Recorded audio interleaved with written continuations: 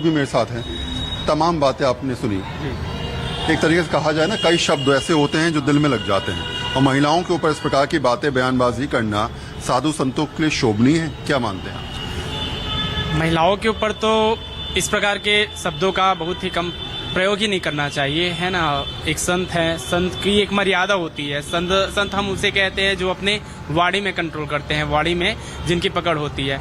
और आजकल के संतों को देखेंगे तो बिना अध्ययन के और भी बहुत सारा रीजन होता है जिसके कारण वो बैठ तो जाते हैं व्यासपीठ पे और भी बहुत सारे स्थानों पे, मगर उसकी मर्यादा नहीं रख पाते हैं। वहाँ बहुत सारे ऐसे शब्द होते हैं जो आजकल सोशल मीडिया का जमाना है, और मैक्सिमम मेरे को ऐसा लगता है कि लोग वही उद्देश्य से लेकर कुछ ऐसा बोल दें जिससे हम वायरल हो जाए। ये उनकी थिंकिंग बन चुकी है, चाहे वो आज के समय में पुरुष वर्ग हो या स्त्री वर्ग हो। जो भी आज भक्ति भाव में जो बना रहे हैं उसमें ये हो रहा है। तो भक्ति में बेसिकली व्यूज का खेल है, रील बनाने का खेल है, अपने आप को चमकाने का खेल है। आपको ये लगता है?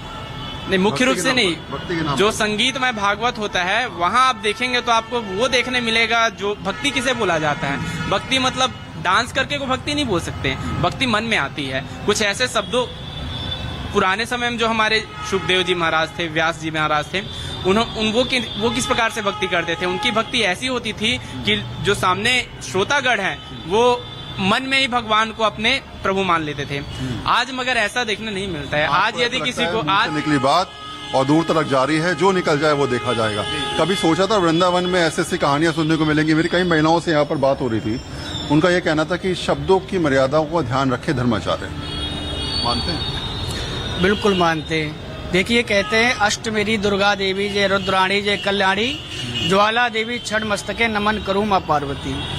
और इन्हीं सब रूपों में हम कन्याओं को देखते हैं। नवरात्रियों का समय आता है तो उनमें हम उनकी पूजाएं करते हैं, उनको अपने घर में भोजन के लिए बुलाते हैं, उनके पैर धो करके वो पानी आचमन करते हैं। ऐसे ऐसे रूप में देखते हैं। नवरात्रियों में नहीं बल्कि हर समय देखते हैं, क्योंकि वो इस योग्य हैं और यही हमारी परंपरा रही है। और जब उन पर कटाक्ष कसे जाते हैं, जब उन पर सवाल उठाए जाते हैं, ऐसा लगता है कि टारगेट किया जा रहा है, तब दिल में कहीं ना कहीं दर्द होता है कि ऐसा तो नहीं करना चाहिए। वो भी साधु संत समाज कर रहा है, आपके पड़ोस में बैठे हुए लोग कर रहे हैं जो लगातार एक के बाद एक अपने आप को अलग स्थान पर पहुंचा रहे हैं। ये बयान तो हमने देखे हैं, सुनने को भी मिले हैं और सोशल मीडिया पे भी देखे हैं। लेकिन इस प्रकार के जो शब्द बोले गए हैं पूज्य हमारे जो बाबा हैं प्रेमानंद जी, उनके द्वारा, अनिरुद्धाचार्य जी के द्वारा, उनको ये शब्द नहीं बोलने चाहिए थे। अगर उन्होंने ये शब्द बोले हैं तो ये सरासर गलत है। आपकी एज क्या है, मैं अगर आपसे ऐसे पूछूं? 25 साल होगी हमारी एज। 25 साल जी। और कब से धर्म के रास्ते पे, कब से आप भक्ति भाव में? हम तो 7-8 वर्ष की आयु से ही है। तो देख के लग रहा है कि शायद जीवन में सिर्फ भक्ति है, ईश्वर का आशीर्वाद मिलता रहे, आगे बढ़े। सर, लगता है कई बार देखकर कि जिस जगह पर यहाँ पर लाखों करोड़ों की संख्या में हर साल लोग आ रहे हैं, वहीं कुछ ऐसे वक्तव्य सामने निकल के आते हैं कि महिलाओं की ठेस पहुंचती, महिलाओं को। ऐसे बयानबाजी नहीं हो। यत्र नार्यस्तु पूजन्ते रमन्ते तत्र देवता। ये भारत भूमि है, धर्म की भूमि है। यहाँ पर सनातन धर्म के विकास की बात होनी चाहिए।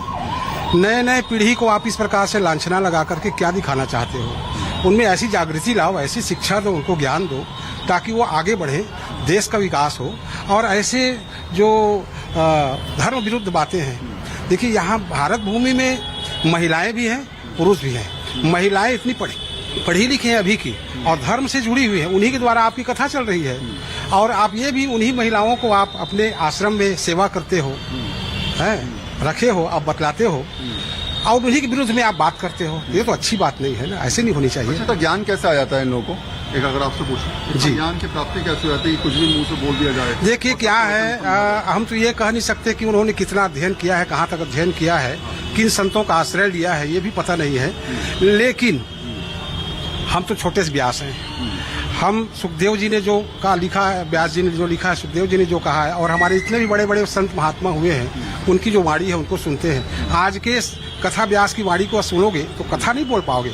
इनकी वाणी को आप दोहराना चाहोगे तो आपकी प्रतिष्ठा गिर जाएगी। इसलिए जो पुराने कथा व्यास हो चुके हैं, उनकी कथाओं को सुन करके हम लोग कथा बोलते हैं। जय श्री राम। अच्छा, एक सवाल, कई सारे ऐसे बयान मैंने अनिरुद्धाचार्य के सुने जो शायद मैं बोलना भी नहीं पसंद करूंगा। आपने खुद कहा कि वो किस प्रकार की कॉमेडी चलती है, वहाँ पर तमाम लोग दूर दराज से आते हैं, क्वेश्चन पूछवाए जाते हैं, खुद क्वेश्चन पूछती हैं, उसका वो जवाब देते हैं। ये ज्ञान है, ये आधा अधूरा ज्ञान है, क्या लग रहा है? ये ज्ञान नहीं है, ये आधा अधूरा ज्ञान है। जो वेद शास्त्र सब चीज पढ़ लेते हैं ना, वो ऐसी वाणी नहीं बोलते। कहते हैं कि बोलने से पहले समझना बहुत जरूरी होता है, और लिखने से पहले पढ़ना जरूरी होता है, और खर्च करने से पहले कमाना सीख लेना चाहिए। और इनको जो सोशल मीडिया के माध्यम से ये लोग अपने आप को उजागर इतना किए हैं, और या कैसे भी किया सही, लेकिन जो माताओं से ही इनका आश्रम चल रहा है, फिर भी ये माताओं के लिए ऐसे बोलते हैं, तो हम इनके खिलाफ कार्रवाई करेंगे। हम कभी नहीं बख्शेंगे, बिल्कुल भी।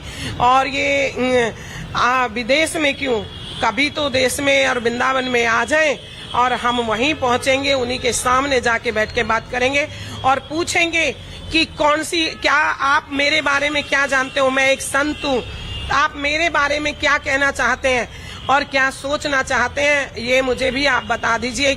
आप संत हैं और भगवान के अवतार हैं, तो आपकी जो सोच होगी, दृष्टि होगी, वो भी भगवान की होगी।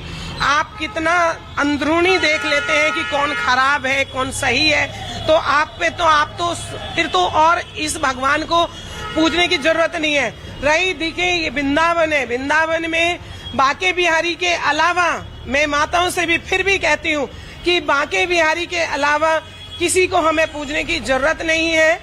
किसी साधु संत को दीजिए, मर्यादा में उनके पास जाइए, बात कीजिए, लेकिन अच्छा है। लेकिन क्या है, हमारी माताओं के लिए ही ऐसी ऐसी वाणी बोलेंगे, तो हम माताएं सब भड़की हुई हैं, बहुत गुस्से में हैं। जब रात को प्रेमानंद महाराज जी निकलते हैं, तो छोटी छोटी कन्याएं, मैंने अभी एक दिन देखा, छोटी छोटी कन्या माला लेके खड़ी है, और मीडिया वाले मीडिया में उस पर फोकस कर रहे हैं, और महाराज जी निकले जा रहे हैं। ठीक है, महाराज जी कहते हैं राधे राधे का जाप करो। अरे राधा रानी कन्या रूप में माला लेकर खड़ी है, उसके कई ज्यादा करो तो उसके पुष्प लेकर आप माथे से लगाकर उसी को दे दो। इतना तो करो कि जो भगवान के रूप में खड़ी है। और वो रात की, लोगों की वृंदावन में रात की नींद हराम हो चुकी है। जो आसपास के वहाँ के बुजुर्ग लोग हैं, वो नहीं रह पा रहे। और लोग क्या कहते हैं, ये लोग क्या कहते हैं कि वहाँ से मकान बेचो और छोड़ के चले जाओ। तो ये कीमत लिए भी खड़े हैं, क्योंकि इनके पास तो पैसा अब इतना आ चुका है। क्या अखाड़ों की तरफ से कोई बात सामने निकल के आएगी? क्या आप खुद साध्वी हैं, महामंडलेश्वर हैं, आपकी तरफ से? मैं साध्वी हूँ, और मैं ये बात सबसे पहले लेके बैठूंगी। और मैं प्रेमानंद महाराज जी जहाँ से निकलते हैं वहीं पे जाके, अगर हम माताओं की बातों को नहीं समझा जाएगा, सरकार नहीं समझेगी और महाराज नहीं समझेंगे, तो हम वहीं धरने पे बैठेंगे, भूख हड़ताल करेंगे, और सभी माताओं को लेकर मैं सबसे पहले बैठूंगी। अच्छा, आज आप लोगों की मीटिंग हुई, आप लोग बैठे थे सब लोग वहाँ पर, क्या इस बारे में भी चर्चा हुई कि भाई इस प्रकार के बयान आ रहे हैं, चीजें आ रही हैं, इन पर भी आप लोगों ने चर्चा करी कि भाई संत समाज को? मैं मीटिंग में नहीं पहुंच पाया था, विलम्ब हो गया था मुझको पहुंचने में। नहीं, ऐसा तो कोई आगे की बातें पर चर्चा नहीं हुई है। बाकी और आगे बैठक में हम पता चलेगा कि क्या होने वाला है। यहाँ तो कुछ ऐसा बातें हमको समझ में नहीं आया। तो परिस्थितियां होती हैं, कई बार सोच होती है, राय होती है, और इस प्रकार की सोच ये समझाती भी है कि समाज में अगर आपका व्यक्तित्व है, अगर आप सच में एक पद पर हैं, आप संत समाज को आगे बढ़ा रहे हैं, आप धर्माचार्य हैं, आप कथावाचक हैं, तो आपको ये समझना पड़ेगा कि आपके मुख